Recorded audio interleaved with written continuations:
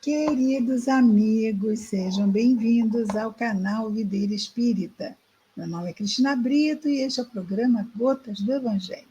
E aqui, diariamente, nós vemos as mensagens do Espírito Emmanuel, recebidas pela mediunidade de Chico Xavier, e atualmente estamos vendo as mensagens reunidas no livro Vinha de Luz.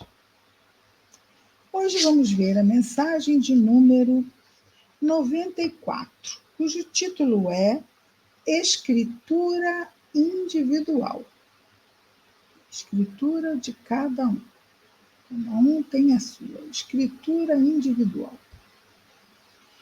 Vejamos então o versículo destacado por Emmanuel. São palavras do próprio evangelista, que aqui no caso é Mateus, no capítulo 26, versículo 56, nos diz Mateus, narrando uma passagem já ao final da estada de Jesus entre nós, não é? Mas tudo isto aconteceu para que se cumpram as escrituras dos profetas. Então todos os discípulos, deixando-o, fugiram. Tudo que Jesus passou, o sacrifício do Cordeiro, isto foi previsto no Antigo Testamento. Né? E aqui então nós temos, mas tudo isto aconteceu para que se cumpram as escrituras dos profetas. Então, todos os discípulos, abandonando-o, fugiram. Foi bem isso que aconteceu, né? E Emmanuel comenta dizendo-nos assim: o desígnio a cumprir-se não constitui característica exclusiva para a missão de Jesus. Ou seja, aquilo que estava estabelecido para ser cumprido não é a única característica da missão de Jesus. Cada homem tem seu mapa de ordem divina em sua existência a ser executado com a colaboração do livre-arbítrio no grande plano da vida eterna. Então, vejamos, Jesus tinha uma missão, veio e cumpriu-a, mas fez muito mais do que isto, não é? Temos que cumprir uma determinada quantidade de aprendizados, mas não é apenas o que fazemos, é como fazemos, né?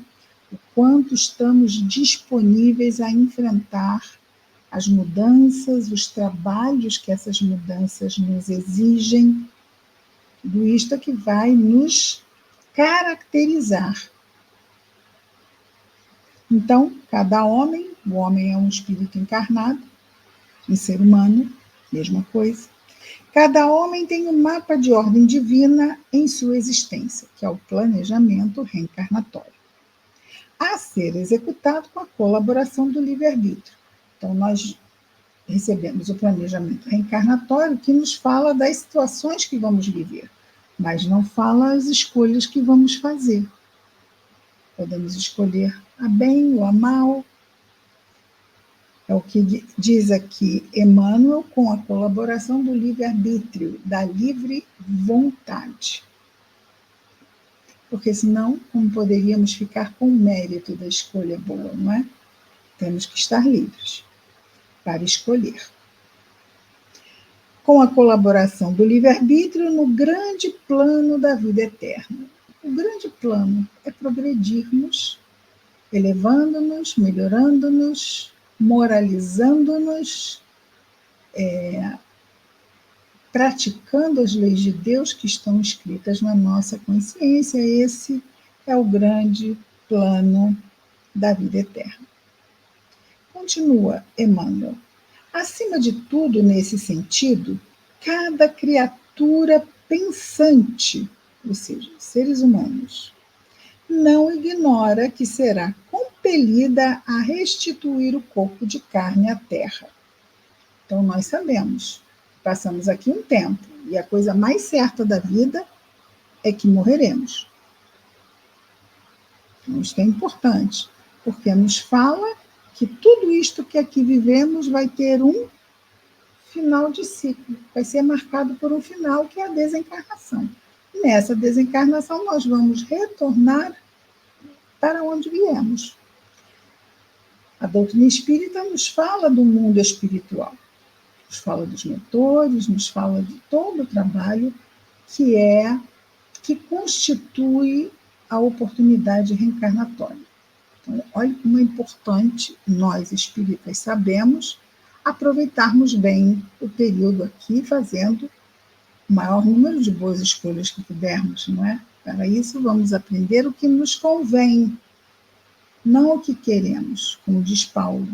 Tudo me é lícito, mas nem tudo me convém para esses planos, né, de progresso.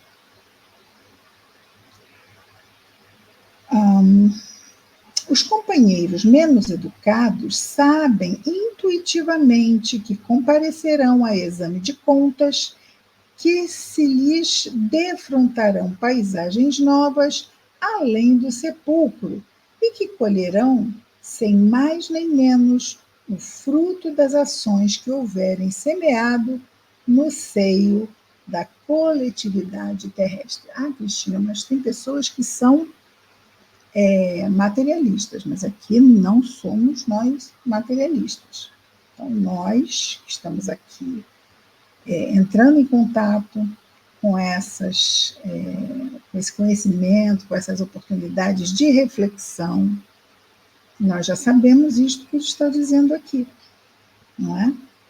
Que em algum momento nós desencarnaremos, que vamos enfrentar as novas paisagens, vamos retornar às paisagens do plano espiritual e prestaremos contas daquilo que fizemos enquanto aqui estivemos, né? Do bem que plantamos e do bem que deixamos de plantar.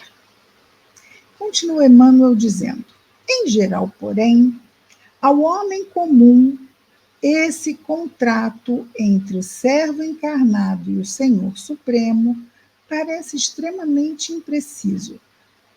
Em geral, porém, ao homem comum. Não é todo mundo que se dedica, minimamente que seja, a estudar as realidades da vida espiritual, mas conscientes que estamos de que é preciso nos prepararmos para a vida. Fazemos isto aqui, vamos à escola, não é?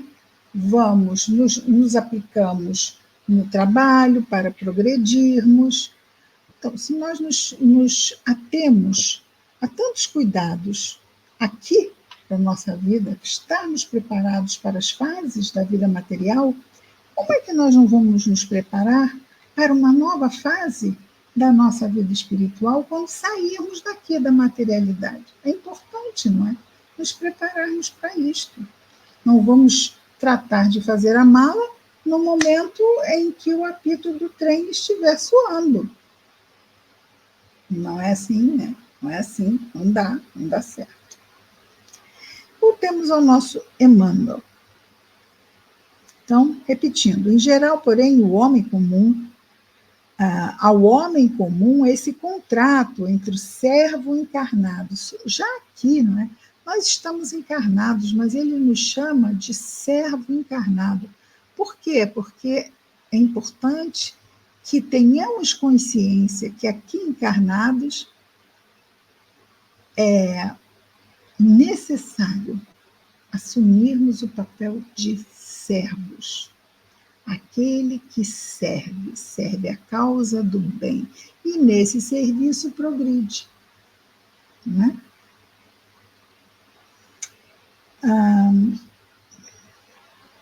Parece extremamente impreciso para a maioria das criaturas como se dá isso. Por quê? Eu tenho que ir à fonte e estudá-la, porque o conhecimento, o esclarecimento não vem por mágica, por encanto. Tem que ser construído, tem que ser conquistado. E para isso temos que efetivamente trabalhar para nos esclarecermos. Parece, então, para a maioria das pessoas, extremamente impreciso isso tudo, não é? De estarmos aqui, voltarmos para lá. E prossegue, experiência fora de rebeldia em rebeldia, de reencarnação em reencarnação, enquanto estivermos alheios aos nossos interesses espirituais, vamos herdar de nós mesmos o quê? As consequências, tem melhor palavra que infelizes? As consequências infelizes das nossas escolhas infelizes. Emmanuel continua já agora no parágrafo de conclusão. Nem por isso, todavia, a Escritura, principalmente nos parágrafos da morte, deixará de cumprir-se. O momento, nesse particular, surge sempre. Ninguém fica para semente, nós sabemos, não é? Com múltiplos pretextos para que as determinações divinas se realizem. Ou seja, podemos desencarnar por três razões. Não. Razões sem fins. Razões sem fim podem levar uma criatura à desencarnação. É isso que ele diz aqui, olha. O momento, nesse particular, surge sempre com múltiplos pretextos, ou seja, várias causas, para que as determinações divinas se realizem. Ou seja, todos temos que desencarnar, cada um vai desencarnar na forma que vai ser mais adequada à sua história espiritual. Aqui a gente pode não lembrar, mas tudo isso foi muito bem pensado antes de reencarnarmos. E quando voltarmos para lá, vamos relembrar isso tudo. No minuto exato, familiares e amigos excursionam em diferentes mundos de ideias, através das esferas da perplexidade, do temor, da tristeza, da dúvida. Olha quantas coisas ainda se encontram relacionadas à morte, que geram temor na criatura humana, não é? A pessoa desencarna e seus familiares e amigos variam entre perplexos, temerosos, tristes, com incerteza, ou seja, com dúvida do que vai acontecer com essa pessoa. E agora? Para onde foi? O que será? Está sendo bem cuidado? Não está? Como estará?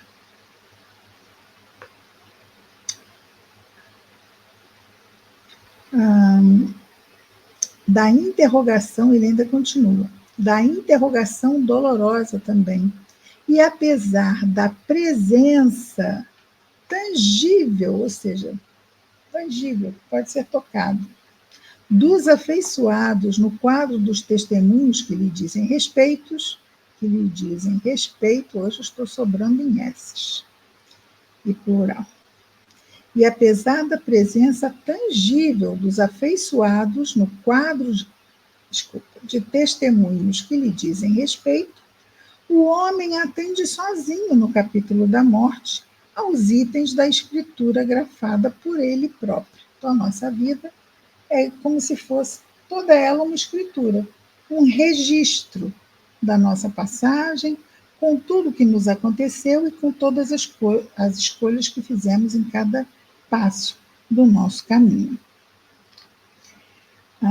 Então, o homem atende sozinho ao capítulo da morte, nos itens da escritura grafada por ele próprio, diante das leis do Eterno Pai, com seus atos, palavras e pensamentos de cada dia.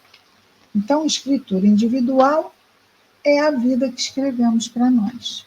As situações surgem na nossa vida, mas nós é que determinamos o que vamos fazer diante da situação. Às vezes nós dizemos assim, mas não há nada a fazer diante daquela situação. Sim, eu posso me revoltar, me desesperar, posso orar. aparentemente eu não tenho uma ação, muitas vezes eu só tenho uma situação que acontece assim, pá, na minha frente. O que eu faço? A morte é isso. Aconteceu. Seja o final de uma doença de longo curso, seja um acidente, seja um ataque do coração, puf, aconteceu. Diante desse fato, não é? A partir, este é o final dessa escritura, que marca toda uma vida. E nós estamos a cada dia escrevendo, cada dia uma página, a cada dia uma página. Muito bacana, não é? Escritura individual. Vamos orar? Jesus, Mestre amado, obrigado, Senhor, por mais este dia, pelas oportunidades que nos chegam, favorecidas pela misericórdia divina, Senhor. Ajuda-nos a estarmos atentos a fim de fazermos as melhores escolhas frente a cada uma das situações que nos chegam. Ajuda-nos a termos calma, a orarmos, a prestarmos atenção, Senhor. Abençoa os nossos esforços, Jesus. O nosso anjo guardião que busca intuir-nos os melhores caminhos, as melhores ideias. Abençoa igualmente, Jesus, os nossos afetos, a nossa família, o nosso lar, os nossos queridos nos dois planos da vida, mas não somente, Jesus. Abençoa, Senhor, todos os nossos irmãos de humanidade, todos, em especial os que se encontram em sofrimento neste exato momento. Abençoa, Jesus. Que as tuas bênçãos possam seguir conosco, aonde quer que estejamos, com quem quer que estejamos, Senhor. Hoje e sempre, graças a Deus.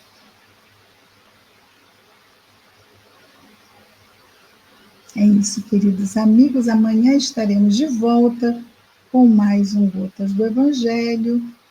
Até amanhã. Muita paz a todos.